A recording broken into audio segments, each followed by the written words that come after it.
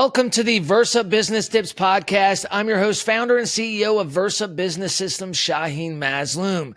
We are here with a marketing expert today, consultant, the founder and CEO of Provalytics, Jeff Greenfield. How you doing today, brother? I'm doing great, Shaheen. How are you doing? And listen, I'm psyched to be here today, let me tell you. I can't wait to dive in, man. Marketing is probably my favorite thing to talk about because it's never the same conversation. It doesn't matter who you're talking to, right? So for those out there that don't know who you are, tell us a little bit about yourself and what your company does. Yeah, so our company measures the effectiveness of marketing. There's always been this marketing saying, half the money I spend in marketing is wasted. The only problem is I don't know which half. And so our company answers that question for marketers. We figure out what's working, what's not working, and then show you precisely how to redeploy the dollars that are being wasted into places where they should go. And I started this company in 2022. Before that, I had a company that did something similar, did that from 2008 all the way up until right before the pandemic, exited that company and thought I would never go back to this. And then the bottom dropped out of marketing, the way all of advertising technology, it all changed. And I said, I've got to come back because there's people out there that need my help. So I jumped back again. Yeah, I love that. You know, the what you just said, people needed my help so I could jump back in, right? There's a reason why we do these things, right? And it's, I mean, obviously everybody wants to make money and make a difference, but like it's all about helping people, right? It's your duty. If you're really good at what you do, you feel like it's your duty. Like I got to get back out there. Like people need my help. Like this is a problem, right?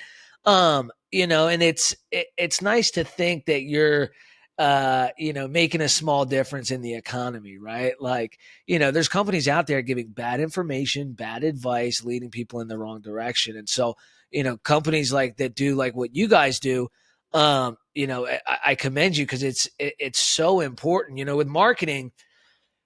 I don't care how long they've been in business or what kind of marketing you do. In the back of your mind, you're always thinking there's always a better way. There's got to be a better way to market this. There's got to be a better way, right? To get my cost per acquisition down or cost per lead or whatever, right? We're constantly trying to innovate and change our marketing strategy. How often when you're meeting with businesses are you finding out that none of what they're doing as far as marketing is the right move? Does that ever happen? It does, because what ends up happening is they're not doing anything wrong. They're following what the numbers are telling them. Most marketers today, they call themselves a data-driven marketer. And that means I'm not just making this stuff up. I'm following the numbers. But the issue is that the numbers are leading them in a direction that actually benefits who's giving them the numbers. And the numbers that everyone is following is Google Analytics, what I like to call Google's analytics. Yeah. And what ends up happening is that marketers end up spending more dollars on the lower part of the funnel. Now you got to be there because that's when people are ready to buy. So you want to be there. But when you redeploy all your dollars there, then you're in this constant battle with your competitors where you're in an environment where it's all bidding. So now you're spending more dollars there. Your competitors are bidding more. And so what ends up happening is you make your funnel shorter. So you're reaching fewer potential customers. And when you do that, your cost per acquisition goes up. Your advertising has to work so much harder. And you reach that point where most businesses get to where they plateau. And they're like, I can't get this to work anymore. And it's because they've reached this point of what we call saturation, this point of marginal return. You can keep spending dollars. Google and Facebook and others will keep taking it, but your return is going to keep going down.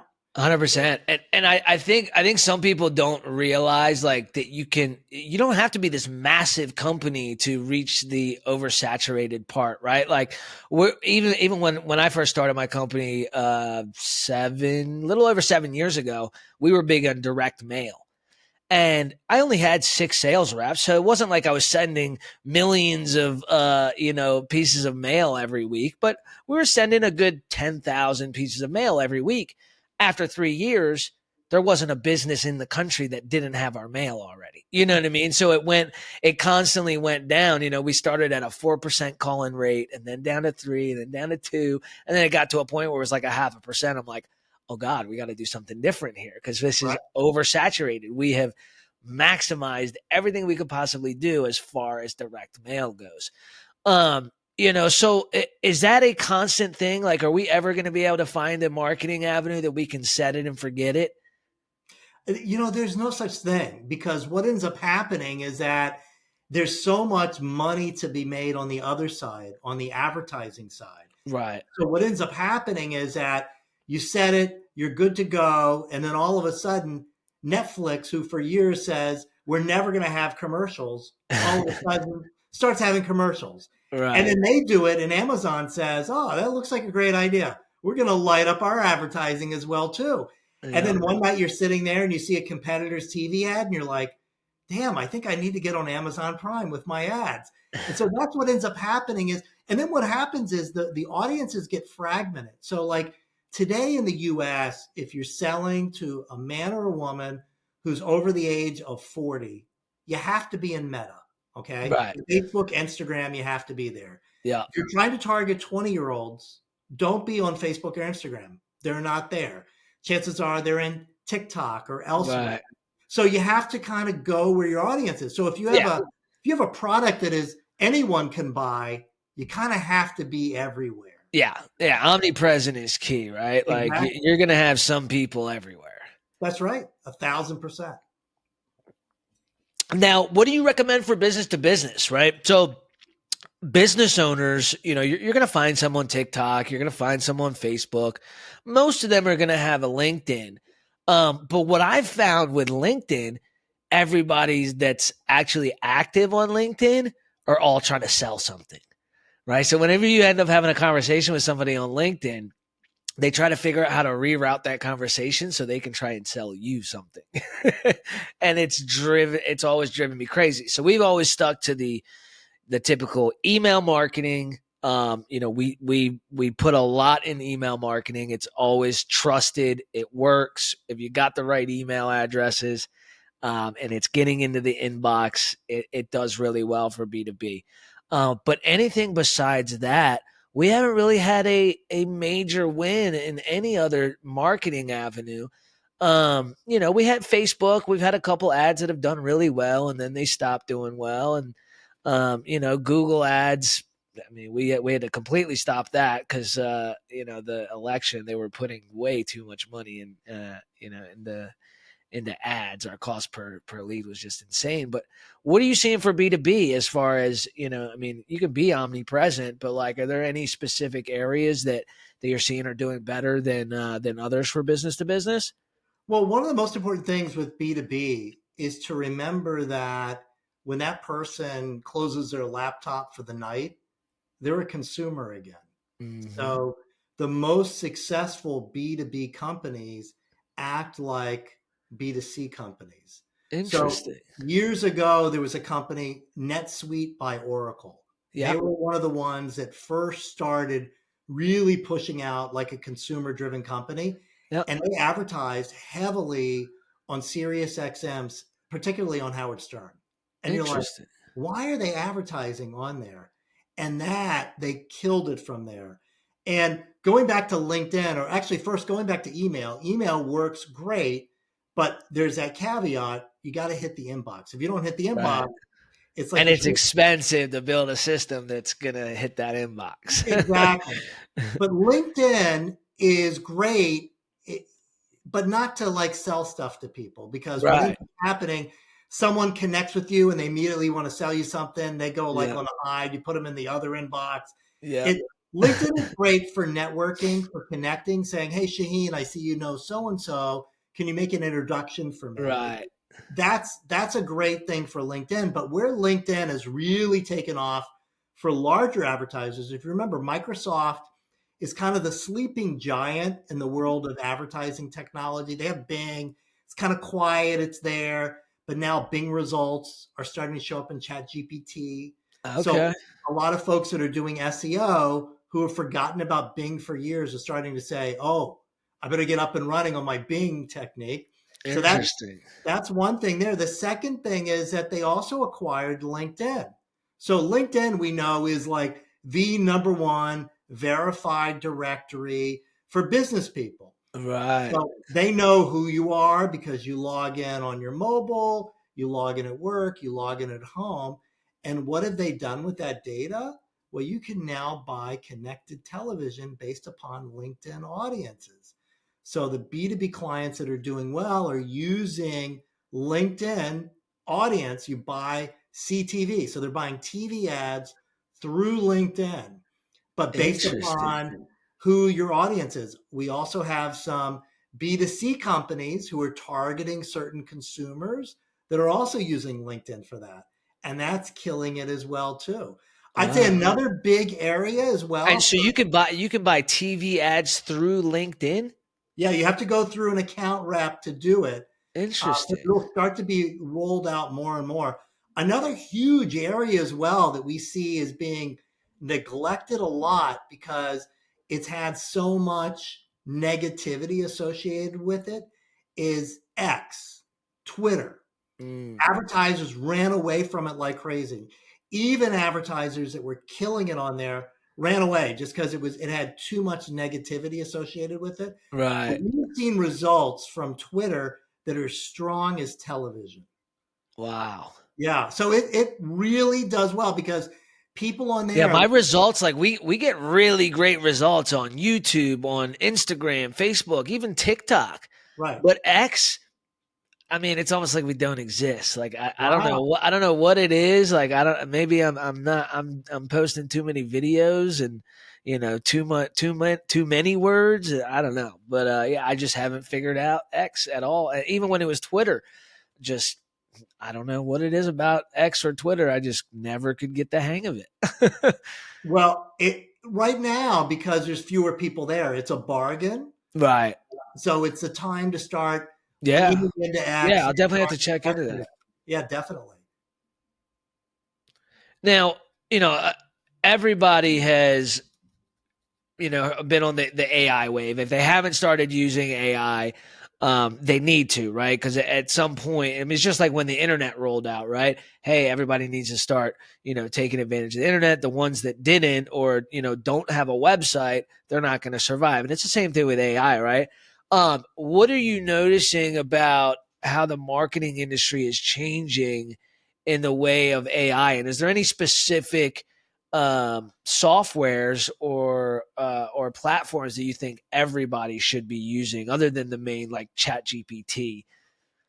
Yeah, so where AI is really going to take off is, and you've spent time, Shaheen, in all these different ad platforms. And Yeah. like Facebook Meta is really easy. Okay. You go in and you log in. Google is a real pain. It's a lot of work. It's more designed for like a professional to utilize. Right. But where things are getting, and you've already started to see this in both in Facebook and in Meta, is that you upload kind of your assets. You put up your logo, you let them know your brand colors, you put in some words, and this is for like, hey, and Facebook is the best at this because it's like, hey, it's like I have a florist shop. I don't know anything about marketing. It's like, give us your logo, give us your website, we'll build an ad for you. And so what they do is because they want to get you spending as soon as possible. So that's kind of Right. phase one. They build an ad. But you see, here's the thing is that, Meta knows who their audience is. They even know that someone may have an anniversary coming up and may be likely to buy flowers because they've seen pictures before. Yeah. And they may also, they may show them this ad to get them to buy. But where it gets really cool is that since they know things about all of us, we're getting to the point where eventually that ad will not look like the ad that they showed the advertiser. It'll be personalized for every single individual. So it's like, Wow. when you sit down and you do a Google search next to someone and you both Right. look at different things Yeah. and you're sitting right next to each other because it's personalized, advertising is going to be that same way. Now, a lot of the larger brands have stepped away from this because they're like, well, I need to have my brand control, brand safety. I need to know what's going on. But remember, Meta was built for the SMB, for the small business owner. Right. 90% of their revenue is from your local florist, Yeah. business owner, stuff like that, not from Pepsi Cola. Yeah, So exactly. Yeah.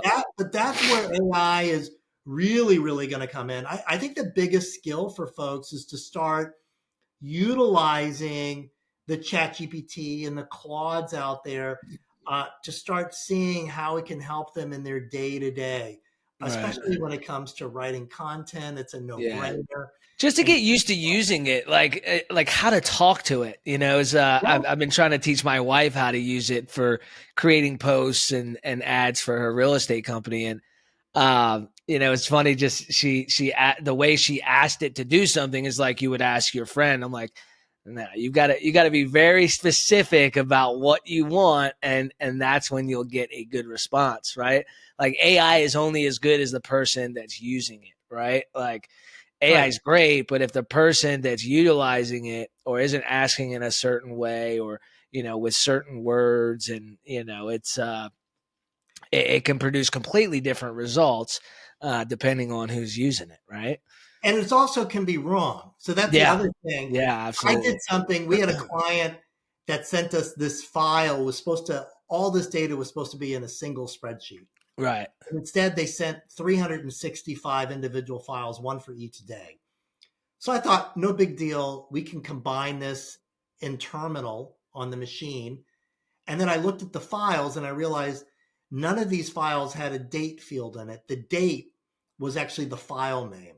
So I said, well, I don't know how to do this, because now I have to get it to add the date as a field in each file and then combine it. So I asked ChatGPT how to do it, and it gave me like this great code. I typed it into terminal and it was fine. And I left for 15 minutes. All right. I came back. You know how your Mac goes to sleep? I came back and it said my Mac was shutting down because it was almost out of space. Now I had a half a terabyte open, but it created this out of control process that was going nuts. And so I stopped it. I deleted all the files. I took back control of my MacBook, and it made me realize that you need to, if you're asking it to do something for you, you Yeah. need to watch it. So I Yeah. think that's an important caveat. But you're right. It is just like the internet. It's like learning how to type. It's Yeah. something that can help speed things up. The other thing that's important is to keep up with it, because it's constantly changing. But if you don't feel like you're ahead now, don't worry, because you can jump in at any minute. It's not Absolutely. it's Yeah, it's not like the internet, right? Like there's some people that know, how important every certain keyword is, and like there's different levels to everything, right? Like there's some people, they know the only thing they know about the internet is how to do a Google search, and that's fine, right? But you've got to start somewhere. And there's all kinds of free courses online and on YouTube, and but yeah, you're right. I think it's just important starting somewhere, and it's never too late to start, right? one of the best things about ChatGPT is the ability to personalize it. You can Hmm. tell it about yourself. Right. And And it learns from you. It learns like how your mannerisms are, and how you talk. It's amazing. And I actually have mine so that anytime I ask it something and it gives me an answer, it has to rate itself on a scale of 1 to 10. So I'll ask it to write something, and then it'll automatically say that was an 8 out of 10. And Wow. I'm like, you would think that the machine would give me a 10 out of 10, Right. Give me a 10 out of it 10. doesn't. 8 out of 10. And then it says, to be a 10 out of 10, I would have to do this. Do you want me to do that? And I'm like, yeah, give me the best answer. So Wow. this is what's funny about it. So you can customize it to however you want it to be. Right. Very cool. Yeah. Very cool. Yeah, there's so many different tips, like tricks, and I'm part of different newsletters from a couple of different marketing companies. It's constantly, there's new software and apps coming out every single day that do different things, and it's just all really, really cool. It's exciting to see. I'm excited to see where we're going to be in like another 5 or 10 years from now. Like it's almost unbelievable now, some of the stuff that we can do. It's almost scary to think about where we'll be in the next 5, 10 years. It's gonna be interesting, because right now all it is a word guessing game. Right. That's all it is. It knows how to guess what would be the next best word to put. And that's how it forms all these sentences, and it's guessing. It doesn't really know what it's doing. I don't think, there's all these debates. Will it ever know what it's doing? Will it ever can AI have a soul, essentially? There's a lot of believers that, and you start reading, you start realizing that people think we're going to get to the point where before we die, we'll be able to download our existence into AI and we'll be able to live on. But yeah, I don't see that happening. I think that's a great science fiction movie, but I don't. Yeah, exactly. Yeah, I mean that'd be cool. But I don't think the powers that be would let that happen. Yeah. I mean, even if it was possible, right? Like, just imagine a world where nobody dies. Like, we wouldn't survive, right? Yeah, it just, yeah. I mean, it sounds cool. So, so explain a little bit about what. So when a company reaches out to you and they're like, "Look, I want to figure out what half of my marketing is not working." Generally, what does that process look like? Are you using a software? Is it based on data that's currently running? Like explain a little bit of how people can get your your expertise into their company to start obviously spending their money better when it comes to marketing. Yeah, so Provalytics is a software. It's an AI-driven process that uses machine learning. We take in data from the different advertising platforms like Meta or Google or television or even direct mail, and we're able to connect the dots from there all the way down to their different conversions and KPIs. So, for example, we have a client who is a large direct-to-consumer client. They sell on their website, they sell on Amazon, they sell in Walmart, they sell in Target, and they sell in all these different places online. Right. So talking about omnipresence. And yet, and they spend in all of these different places, and it's all different teams and different agencies. So they bring us in to kind of look at, pan the camera back, look at the big picture, take a look at all of the spend, take a look at all of the sales, and try to figure out, are we spending too much on Amazon? Because what ends up happening, you spend dollars on Amazon to get people to buy on Amazon. But some people may look at it and they say, I wonder if they have a website. And they go to the website and buy. And if you spend money on TV, people are like, oh, that's great. I wonder if they're on Amazon. Yeah. Or they say, oh, I remember that product. And they walk into Target and they buy it. Yeah. So now the question becomes, I want to improve my ROI. So I want to squeeze more dollars out and I want to scale. So and I have more money to spend. Where should I spend more dollars? TV, Amazon, where should I spend? So what this platform does is it uses statistics to figure out where you should spend your next marketing dollars in order to get the biggest bang for your buck. And that's essentially what it does. Now, what ends up happening now, what does that connect to? Is that connected to like the CRM and your bank accounts, or like what all do they need to have set up to be able to, for this software to run successfully and give them a good amount of data? Yeah. So the nice thing about it is it doesn't need to connect to anything. At my former company, we would have to put JavaScript tags on the site and tags in all the ads, and it would take months to get set up. Right. There's nothing to set up. We're able to take the data out of the platforms. They come into in fact, all of this data, typically like their ad agency or someone already at the company has downloaded all this data. So they send it over to our platform. It crunches through the numbers, and then it creates a dashboard that it shows them all of this data. Now, it also outputs the data as what we call CSV files, because so a company has to be organized enough to be tracking all those KPIs already. Oh, yeah. Yeah. I mean, if they're in business, they should be tracking those numbers. Definitely. Right. I mean, well, you'd be surprised, like for example, I think most companies track, the basics of their KPIs, right? How much does it cost to acquire a client? What's their cost per ad, their cost per lead, things like that.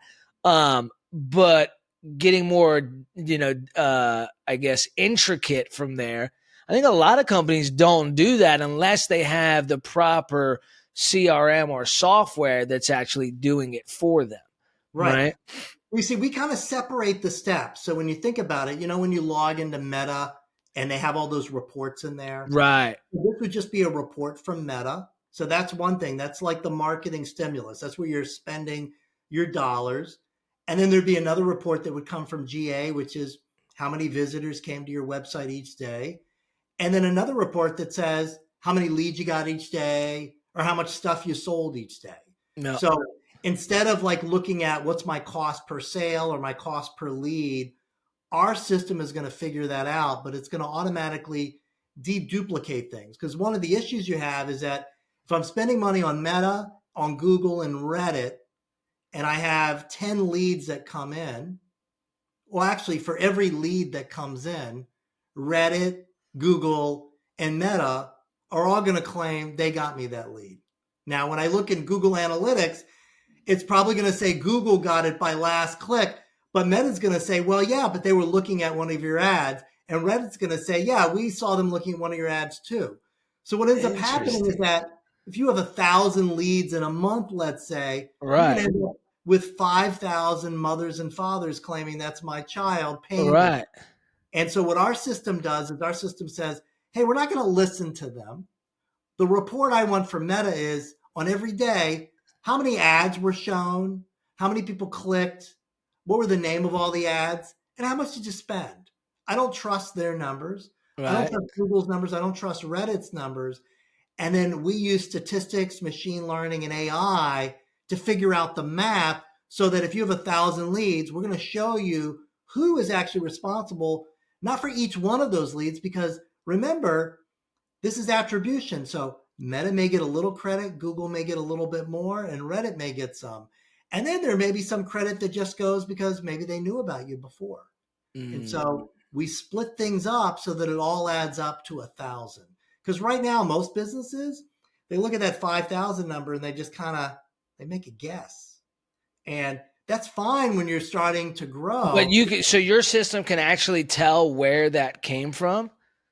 Yeah, not only can it tell where it came from, but to prove things out even further, what we do is we show you how well the model predicts. So we do what's called a holdout, which is we will give our model, we'll go backwards and we'll say, on this day, Shaheen spent this much money in these different places. How many leads do you think he got? And we'll say 10. And it turned out you got exactly 10. So our models are predicting 85 to 95% accuracy. Wow. And so that's what you want, because if it can predict that well, then when it says, hey, you want to get more leads, move money from here to there. And you're like, okay, well, I can trust this, man. Right. Yeah, because you're able to predict if you put X amount over here from here, what's going to happen within 85. What do you say, 85, 90%? Exactly. Yeah. That's a very safe way to do marketing. That's for sure. Because marketing could be so expensive. I mean, one bad decision, it could be detrimental. I mean, it really can. Especially for a small business, or a new business starting out. Right, like you're banking on this new marketing thing that you got sold on, and it's not what you thought it was. I mean, if you don't have the right consultants, the right people in your corner to really advise you on what to do, it can be, like I said, it could be detrimental. So, well, one of the scary things is that each marketing campaign you run takes a different time frame to have an impact. Now, this is contradictory to what you see in Google Analytics. Google Analytics will tell you 95% of the people converted within 24 hours and the other 5% within 48 hours. Right. The reality is there's no math behind that at all. That's all they see is that little bit of data. We use statistics to determine at a campaign level how long it takes. And so then you start to see, like, well, maybe your paid social Meta is taking 20 days. So what does that mean? Well, it means if it's like 2 weeks and before the end of the month and you need to really push it and you have a little bit of extra money to spend, but Meta's taking 20 days, don't put your dollars there because the impact will be next month. But it also says that when you create a new paid social Meta campaign, you need to give it at least 30 to 40 days to have an impact. This is Right. one of the problems with digital is that it's so easy to turn things on and turn them off. And And sometimes, turn them up. yeah. And with advertising, sometimes you just got to sit on your hands and let it percolate. Let Yeah. it sit Yeah. in. Patience is definitely key when it comes to Yeah. marketing. I've definitely learned that lesson the hard way. And I think most people end up doing that. It's just one of those lessons that we all got to learn, right? But the data is really the most important so if you've been listening to this whole conversation, that's what it boils down to: the data, and getting accurate data that's going to tell you the most accurate, as close to the truth as possible. And that's where you're able to make educated decisions that's going to move the needle in the direction that you need it to go. No, you're right on with that, Shaheen. And the other biggest thing for folks to understand is that the way that we marketed last year is going to Completely be different. completely different. And for folks that have spent time in Meta, you may have logged in and noticed that it says you can't use this same targeting, this campaign. When this money runs out, that's it essentially. So, when you used to target down to everyone's, with somebody would renting or owning a home or leasing a certain made car, that's all gone. So Mhm. we've spent the last 20 some odd years of hyper targeting, and because of privacy laws, we're now back to the way things used to be when all we had was TV and radio. And Yep. so if you've spent a lot of time understanding all of that, it's time to learn fresh again, because that's all going away. Yep. And so now it comes 100%. down to understanding how these different channels interact and start thinking in terms about, how to better educate yourself, because things are changing. Absolutely. Absolutely. And they're going to constantly change, right? I mean, it's just the way the world and the way it works, right? Marketing is heavily intertwined with technology, right? And technology is constantly changing, constantly evolving. But people are constantly changing and evolving too, right? Like the way people want to be marketed to now is way different than it was 10 years ago. I mean, even 5 years ago, right? People want something easy that can be done on their phone very fast, and it's just the way it is, right? Like, you go to the grocery store now, you don't even need to stand in line. You just scan everything as you put it in your cart and pay for it and walk out the door. It's just a completely different world, and it's going to constantly keep changing. So, Jeff, I'm going to ask you what you have for our guests and our listeners today. I'm hoping it's a course or a book, but what do you got for us? What I got for you is we've talked a lot about marketing today, and we kind of hinted at things have changed. Yeah. And what changed is all related to privacy. And as a marketer and as an entrepreneur, it's important to be able to kind of make your best guess of what's coming around the corner. Hmm. Uh, and in order to do that, you have to have a solid foundation. And for anyone who's done marketing over the last 20 years, your foundation is cracked, it's broken.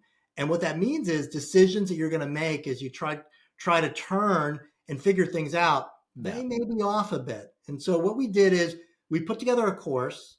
It's an attribution certification course, because attribution is all about figuring out who gets the right credit. And Right. that's what really matters when it comes to marketing. It's about an hour and a half.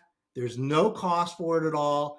And there's a quiz afterwards. You pass the quiz, you get a great certificate to put on LinkedIn. And it's right on our website at provalytics.com. So there you got it, an attribution certification course, because you'll Very understand cool. that. So that's going to help us. That's going to help us learn how to figure out where the lead actually came from, rather than listening to Google, Meta, and everybody saying it all came from them.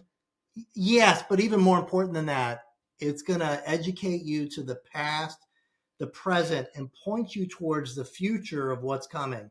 So that, you know, 2 years from now, when there's a change coming and you're able to see it, Right. your listeners are going to say, my God, thank God I took that attribution certification Right. for Provalytics, because now my foundation is stronger as a result. Right. Yeah. Absolutely. Awesome, Jeff. I appreciate it. So where do we need to go to be able to get that course? I go to provalytics.com, Provalytics.com. Awesome. And I'll make sure I put it in the description as well so people can just click it, get right there. And I'm assuming it's easy to find. Oh, yeah. Yeah, it's Awesome. right there. You'll see it, Attribution Certified. Awesome, brother. Awesome. Well, I appreciate all your time, Jeff. Really great talking to you. Well, I'm sure we'll talk again here within the next year, and it'll be a completely different conversation. So looking forward to next time. Same here, Shaheen. Thank you so much. Thank you, Jeff.